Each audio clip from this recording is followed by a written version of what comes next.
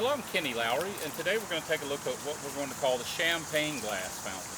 Now, the reason we're calling that is it's got a light in here, and there's an aeration unit in there with bubbles up through there. And at nighttime, this is going to be really neat. I think the best way to describe this fountain is cool. It's just got a cool effect to it with that lighting, with the bubbles coming up through there. Nighttime is just going to be spectacular on it. Now, this is a cast stone fountain. It has a rough texture to it. The water comes out on three sides where the three windows are. There's windows on three different sides of this.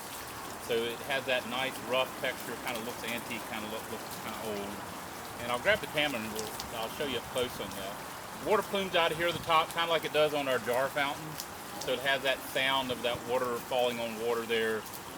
So it's kind of similar to a jar fountain, but the main difference is cast stone versus the glazed pottery.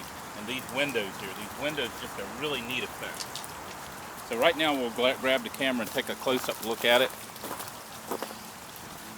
Now it is daytime here, so you're not going to be able to see the bubbles in the light as well as you will at night. But I think you can kind of see that light down in there, and you get an idea of all those bubbles coming up through there. So at night, that whole thing is going to be illuminated. The plume of water there, you'll be able to see that, just the light shining up through there.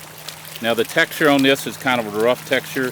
You can see what looks like cracks and things like that. They're not cracks, they're actually made into it so that it looks old. We'll go over here on this side and you'll see the bubbles in there coming up through that window. And I think you can kind of see the light down in there as well. And you'll go around here to the back and you see that other window. Now here in the very back there's an access panel right there. And you see we have the hose laying on top there. Typically when you would install it on your end, the hose will come up through the grating system and you'll connect it so that you don't see any of that. And the cord that you see coming out for your light, that would be the same thing. You would run that down through and then out. That way you don't see that on top. We just have it set up here temporarily. But I did want to show you that access panel. There's actually a cutout that goes in that access panel, so it kind of covers that up. And that'll come with your fountain.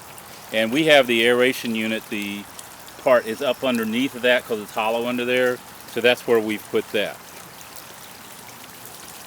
So you'll need a plug-in for your light, a plug-in for your aerator, and also a plug-in for your pump.